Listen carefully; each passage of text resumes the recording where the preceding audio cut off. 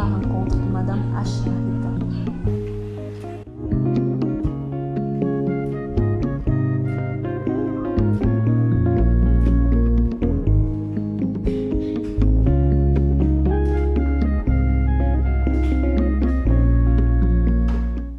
Mon nom c'est Asha Rita Angou.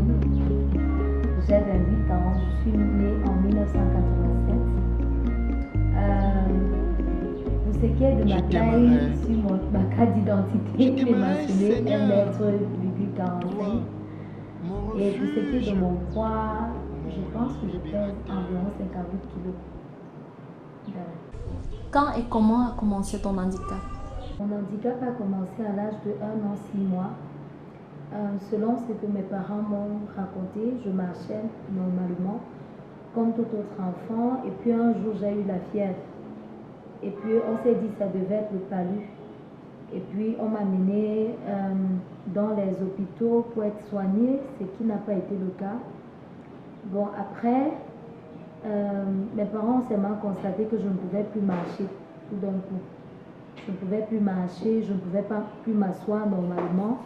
Il fallait qu'on me soutienne avec les oreillers un peu partout pour que je m'assieds. Et puis il y avait aussi ces symptômes de convulsion que j'avais. Et puis on se demandait qu'est-ce qui n'allait pas. Et puis comme tout autre parent qui cherche une solution pour leur enfant, mes parents m'ont amené chez les marabouts et les charlatans pour être soignés, pour être guéris, comme on le dit. Mais arrivé là-bas, on leur dit que j'étais sorcière, qu'il fallait qu'on me mette au bord de la rivière et que j'allais m'en aller de moi-même. Mais je ne sais pas pourquoi mes parents ne l'ont pas fait, Dieu merci. Mais est-il qu'ils ont décidé d'aller juste me garder à la maison comme ils n'arrivaient pas à trouver une solution au problème. Et puis il y a une dame qui est venue, elle a conseillé à mes parents de m'amener au Centre national de réhabilitation des personnes handicapées qui se trouve à Étougbé, le cardinal Paul-Émile Léger, autant pour moi.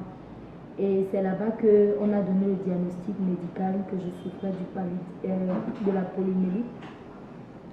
Et quand on a donné le diagnostic que je souffrais de la polymélite, mes parents ont décidé de suivre le traitement et ensuite de passer par la réhabilitation. J'ai été réhabilitée, c'est après que j'ai pu commencer à utiliser les béquilles.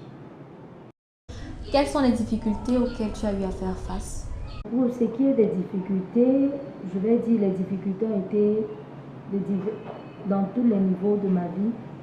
Pourquoi? Parce qu'au sein de la famille, déjà, pour les débuts, je n'arrivais pas à mener des activités comme les autres enfants, ce qui me gênait particulièrement. Et j'étais un peu gênée que chaque fois on me privait, non, tu ne peux pas faire ceci, tu ne peux pas faire cela.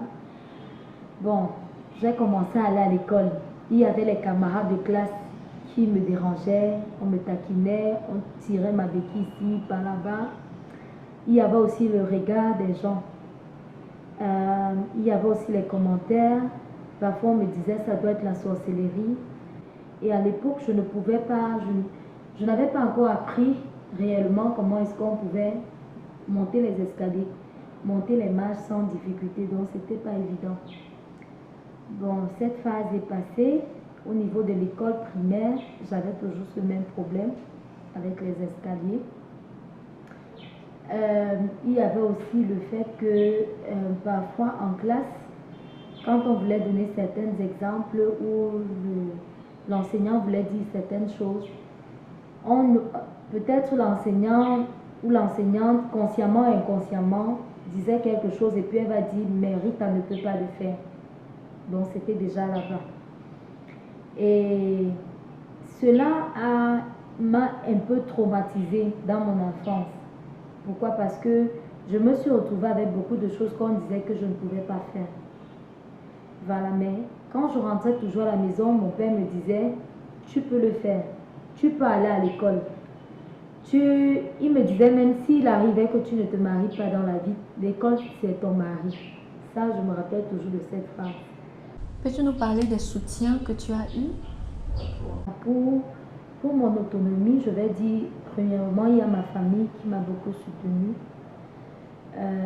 famille, in English, c'est nuclear family, la famille restreinte et aussi la famille élargie. Pourquoi? Parce que quand il y avait des moments où mes parents ne pouvaient plus payer ma scolarité, ça arrivait des moments où par rapport à la santé, il y avait des membres de la famille qui ont contribué d'une manière ou d'une autre. Il y a l'encouragement qui a été fait, les associations des personnes handicapées. Quand je suis allée à l'université de Buea, où j'ai intégré l'association des étudiants handicapés de l'université de Buea. Et là, à ce niveau, ça m'a beaucoup aidé. Pourquoi? Parce que je me suis retrouvée avec les gens qui avaient les mêmes difficultés que moi. Ce qui m'a permis de comprendre que c'était pas spécifique à moi, quoi. C'était quelque chose qui était un peu que d'autres personnes rencontraient, des difficultés que d'autres personnes rencontraient et qui ont pu, d'une manière ou d'une autre, les surmonter. Quel conseil peux-tu donner aux autres handicapés? Pour ce qui est des personnes handicapées, je m'aurais dit, on connaît tous nos défis, hein. C'est pas, on sait, c'est à différents niveaux, comme je l'ai dit tantôt, mais il ne faut pas se lasser. Peut-être vous n'allez jamais être médecin, avocat, ingénieur, mais il faut savoir qu'on a sa part à contribuer dans la société. Donc il faut saisir toute opportunité qui vient devant nous, que ce soit en termes de formation, que ce soit en termes d'éducation. Il faut garder l'esprit positif. Parce qu'on dit souvent les personnes handicapées sont... Je suis là en face de ce que j'appelle les tout petits, les plus petits que nous, qui ont besoin d'un coup de pouce pour pouvoir atteindre les objectifs assignés à leur vie. Ce que je peux faire au quotidien, c'est d'abord avoir une forte attention sur ces personnes qui ont besoin d'un accompagnement et les approcher pour pouvoir savoir quels sont les défis qui sont les leurs et puis, chemin faisant, essayer avec eux, avec leur concours, pour atteindre les objectifs. J'ai souvent eu un peu de honte par rapport à beaucoup d'autres personnes non handicapées dehors qui sont incapables de accomplir quoi que ce soit. Et je peux conclure que mes enfants ici, ils voient et ils agissent. Ils voient à travers les yeux de la foi, ils agissent. Et je peux leur apporter aussi, et ce que je fais, c'est un encadrement dans l'enseignement biblique et dans le conseil pastoral. Nous avons vu ici, on se rend quand même compte qu'il y a des personnes handicapées qui sortent du lot. Alors nous voulons outiller les différentes communes de manière à travailler et à prendre en compte dans leurs différentes politiques les personnes handicapées. Les plans d'action élaborés et mis à la disposition des différentes communes vont donc permettre à ces communes de prendre en compte la dimension personnes handicapées dans toute leur planification et dans leurs différentes réalisations. Le Club des jeunes aveugles réhabilités du Cameroun a bénéficié d'un financement de l'Union européenne à travers le programme d'appui à la société civile, le PASC. Le projet intitulé « Appui à la appropriation inclusive et locale du cadre juridique de promotion et protection des personnes handicapées » consiste justement à travailler aux côtés de mairies de manière à les équiper pour mieux accueillir et encadrer les personnes handicapées. Nous avons dans un premier temps fait un état de lieu à travers la réalisation d'un rapport du diagnostic du capital social dans les 7 communes du département du Fundi. Ensuite, nous avons travaillé avec les mairies pour élaborer un plan d'action de promotion et protection des personnes handicapées.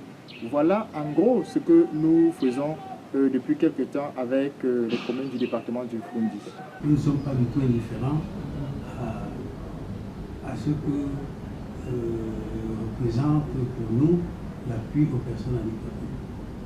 Au niveau de la municipalité, nous accordons beaucoup d'attention à toutes les sollicitations qui nous viennent des personnes handicapées. D'ailleurs, nous avons, non loin d'ici, nos voisins du centre de réhabilitation des personnes handicapées, des tout bébés.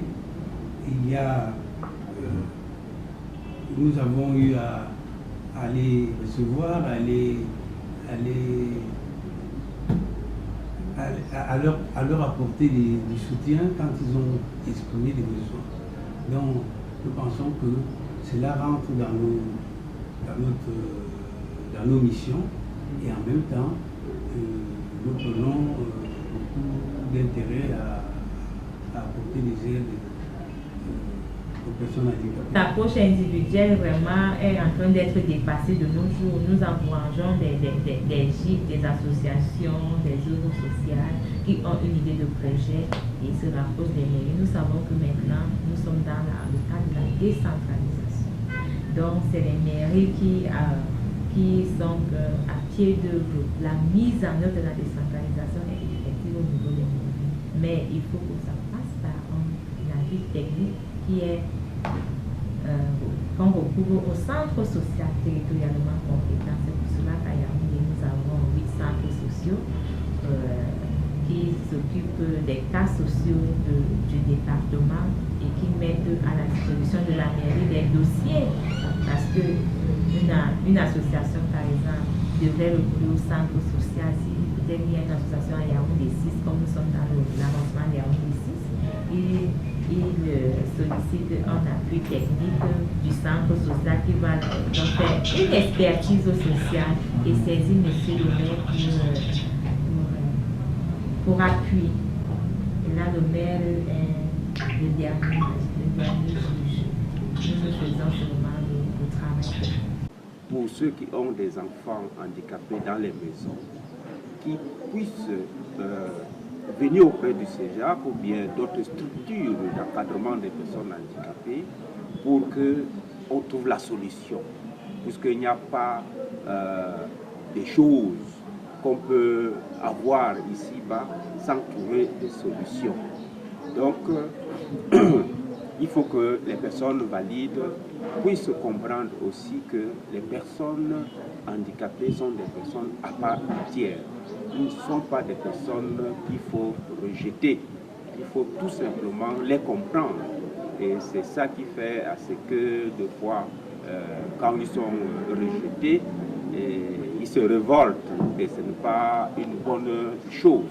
Il faut que chacun de nous puisse apporter une contribution pour les personnes handicapées pour qu'ils puissent être autonomes dans sa vie future.